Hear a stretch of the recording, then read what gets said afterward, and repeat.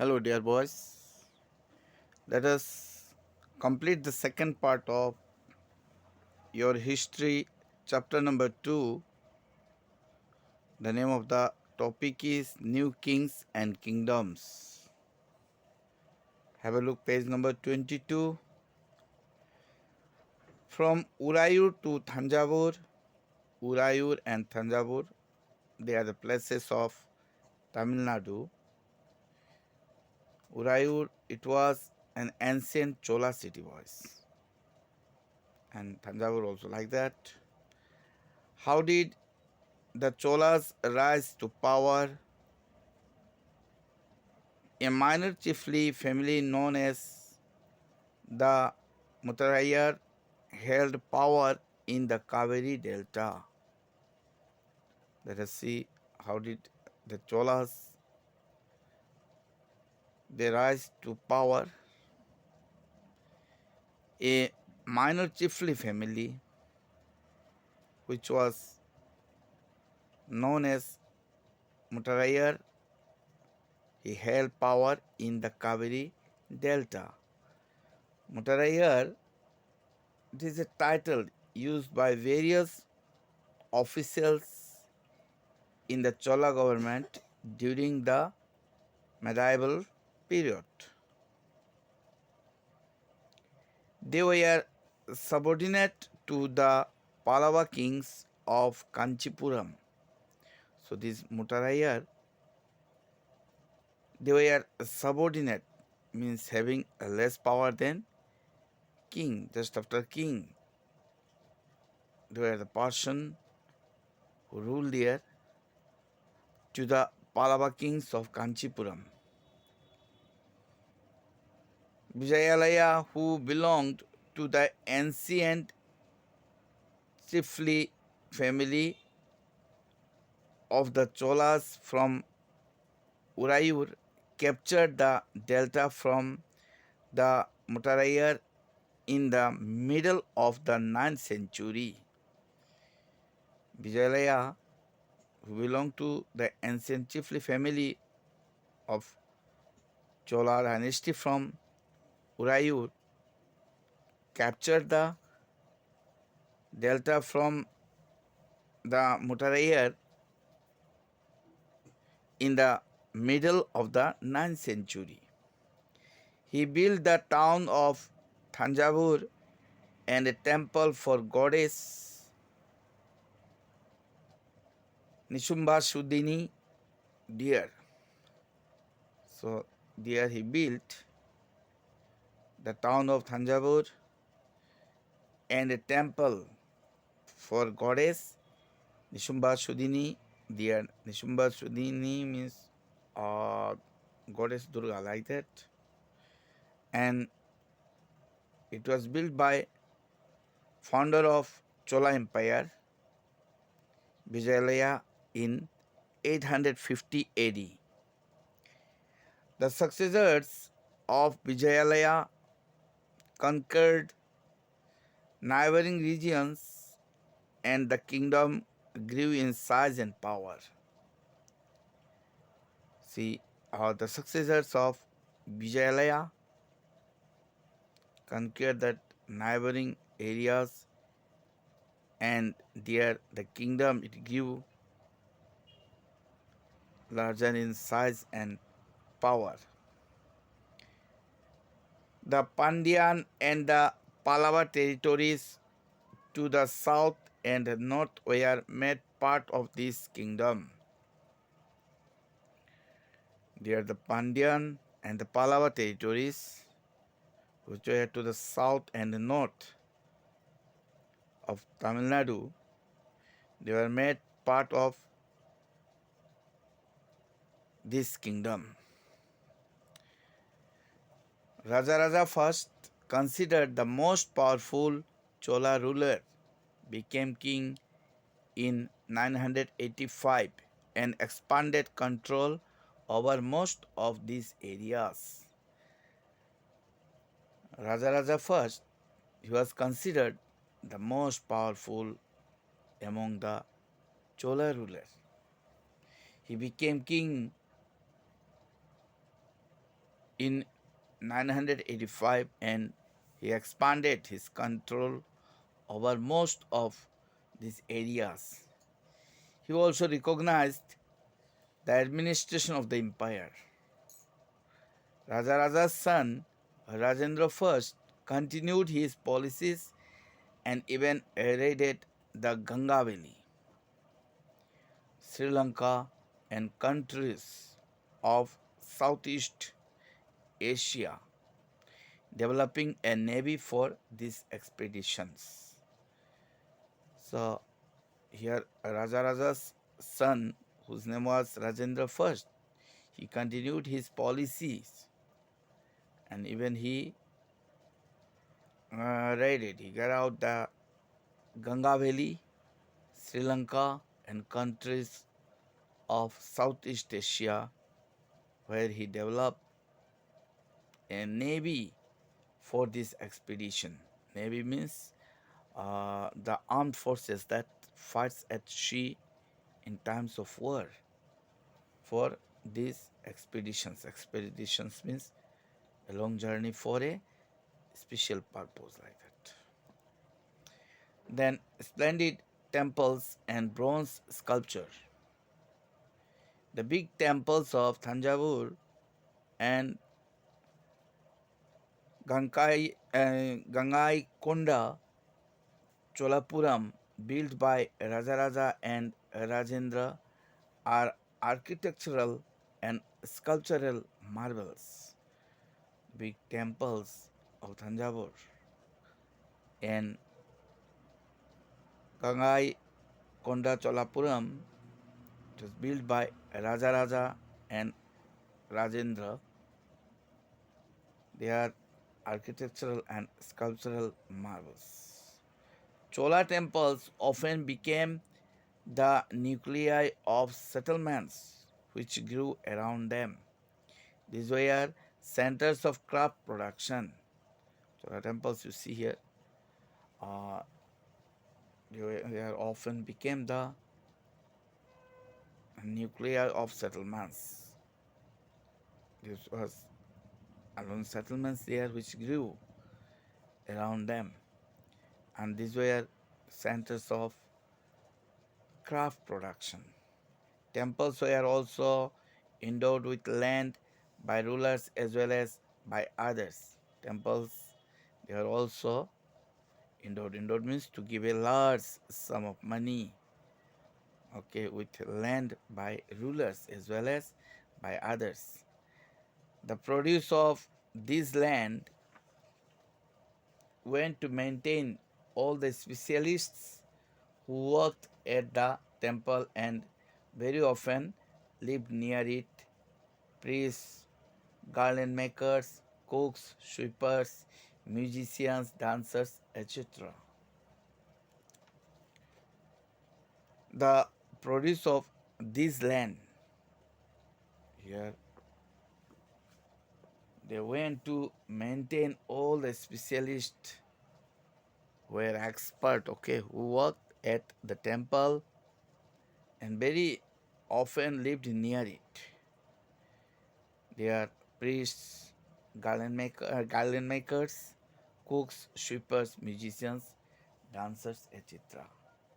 In other words, temples were not only places of worship, they were the hub of economic, social, and cultural life as well. But in other words, these temples, they were not just only places where worship is done. They were the important part of, okay, hub means important part of economic, social, and cultural life as well. Amongst the craft associated with temples, the making of bronze images was the most distinctive. See, amongst the crafts associated with temples, the making of bronze images. Bronze, it is a metal boy which is dark orange brown in color. So that images was most distinctive. It was quite different from others. Chola bronze images are considered amongst the finest in the world. Chola bronze images, they are considered amongst the finest in the world. The quality of Chola bronze images, it was best in the world. While most images were of deities, sometimes images were made of devotees as well. Almost images, they were uh, of different god and goddesses. Sometimes images they are made of devotees as well. Also, those who devote god and goddesses like that. Agriculture and irrigation. Let us see. Many of the achievements of the Cholas were made possible through new developments in agriculture. So many achievements of the Cholas, they were made possible through new development in agriculture. They brought a new development in the field of agriculture. Have a look. Map 2 again.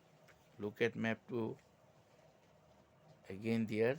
Boys which is given in page number 22. Dear boys, notice that the river Kaveri branches off into several small channels before emptying into the Bay of Bengal. Notice you just see there that the river Kaveri,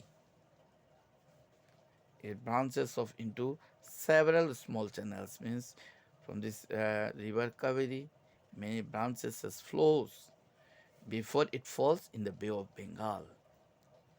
These channels overflow frequently, depositing fertile soil on their banks. So these channels of river Kaveri, they used to overflow always, okay, or again and again. Depositing, when they overflows, they used to deposit fertile soil on their banks. Water from the channels also provides the necessary moisture for agriculture, particularly the cultivation of rice. Water from those channels, they used to provide the needful moisture for agriculture, especially for the cultivation of rice. Although agriculture had developed earlier in other parts of Tamil Nadu, it was only from the 5th or 6th century that this area was opened up for large scale cultivation. See, though agriculture it had developed earlier in other parts of Tamil Nadu state, but it was only from the 5th or 6th century that this very area was opened up for large scale cultivation. That means from 5th or 6th centuries, large scale cultivation started there. Forests had to be cleared in some regions, land had to be leveled in other areas. Forest needed to be cleared in some areas, land had to be leveled in order to grow crops. Other areas in the delta regions, embankments had to be built to prevent flooding and canals had to be constructed to carry water to the fields. Here in the delta means an area of flat land shaped like a triangle where a river divides into smaller rivers as it goes into the sea. It is triangle in shape. Okay, so in the delta region, embankment means was a wall of stone or earth that is built to stop a river from flooding or to carry a road or railway. Had to be built in order to prevent flooding, and canals had to be constructed to carry water to the fields. See, these embankments, it is needed to build there in order to prevent flooding, to protect the field from flooding, and canals had to be constructed in order to supply water up to their fields. In many areas, two crops were grown in a year.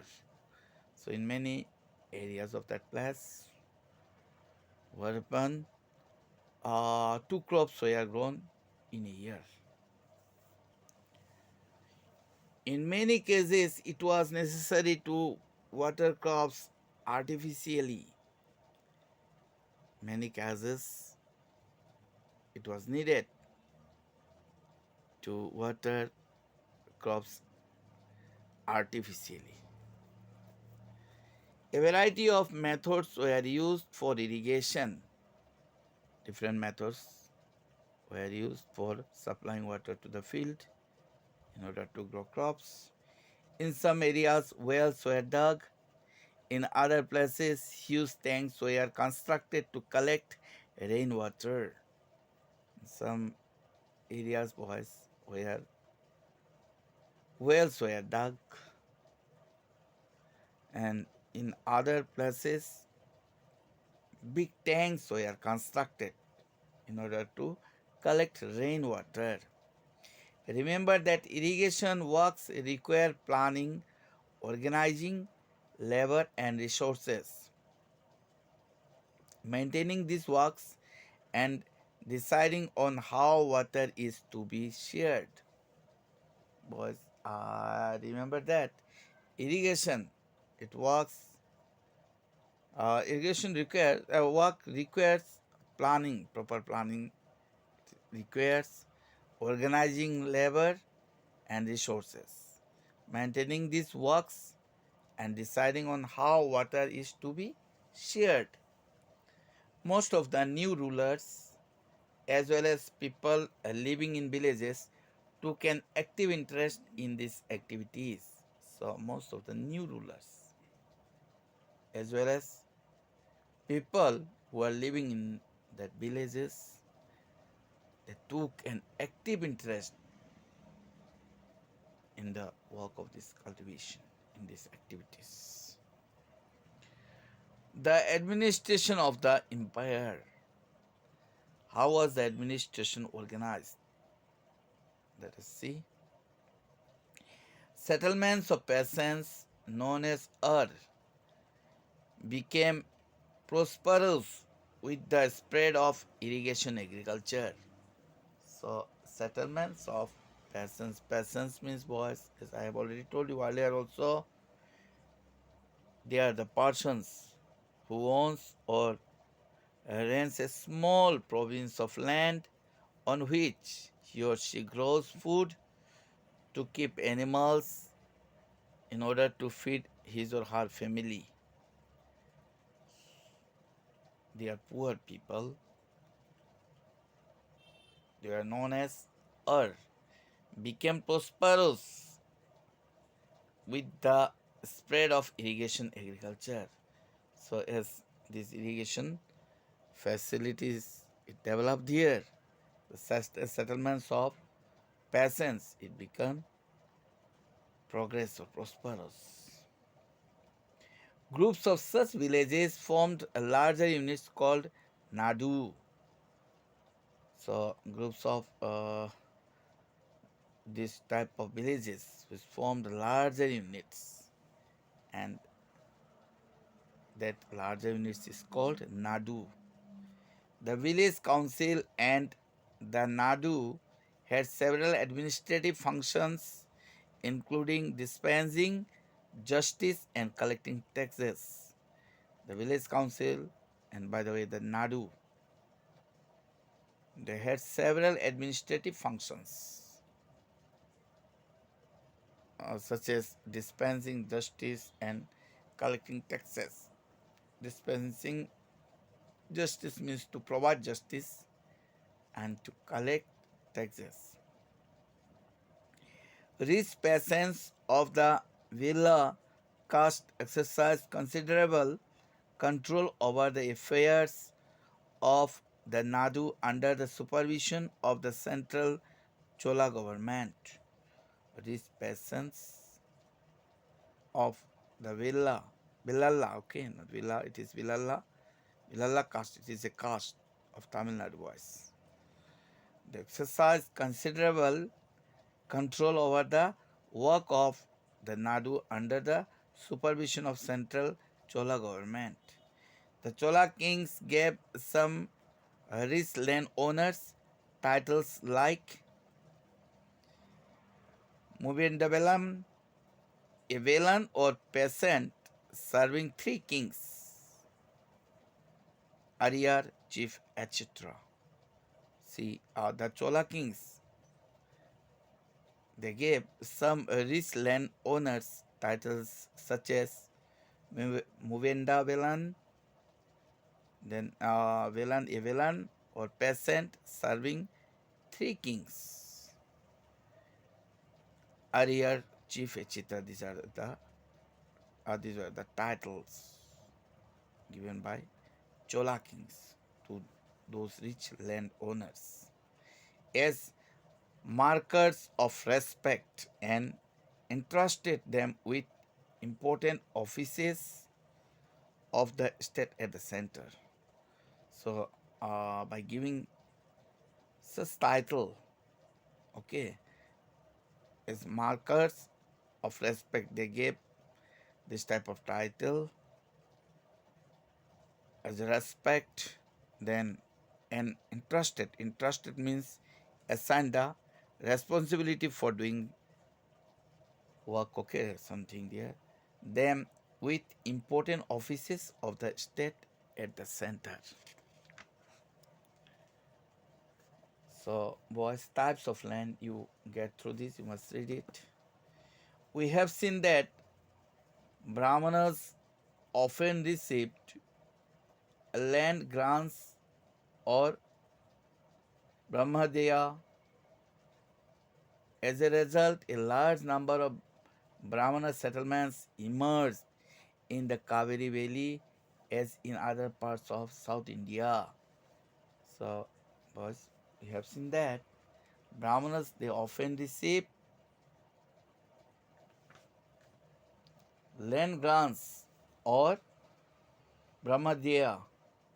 Land grants was given to these Brahmanas, and that is why a large number of Brahmana settlements existed in the valley of Kaveri as in other parts of South India. Each Brahmadeya was looked after by an assembly or sabha of prominent Brahmana landholders. So each of these Brahmadeya was looked after by an assembly or sabha. Sabha and assembly, same meaning, boys, of prominent Brahmana landholders. Landholders means landowners. These assemblies worked very efficiently, and these assemblies used to do all works very nicely. Their decisions were recorded in detail in inscriptions, often on the stone walls of temples. So their decisions were recorded. Whatever decision they made, they were recorded in details in inscriptions. Inscriptions means words that are written or cut on, say, stone or or wood like that, or any metal. Often on the stone walls. Okay, here often means always here, boys. On the stone walls of temples it was recorded. Associations of traders known as nagarams also occasionally performed administrative functions in towns. So associations of traders. Traders means those person who used to do trade. That means business. They are known as nagarams. They also occasionally performed administrative functions in towns. Inscriptions from Uttar Mirror, Uttara Mirror, okay, in Chingleput district, Tamil Nadu provide details of the way in which the Sabha was organized. Inscriptions from Uttara Mirror in Chingleput district of Tamil Nadu provide details of the way in which the assembly was organized. The Sabha had separate committees to look after irrigation works, gardens, temples, etc. The Sabha or the assembly had different committees in order to look after irrigation works, gardens, temples, etc. Names of those eligible to be members of these committees were written on small tickets of palm leaf.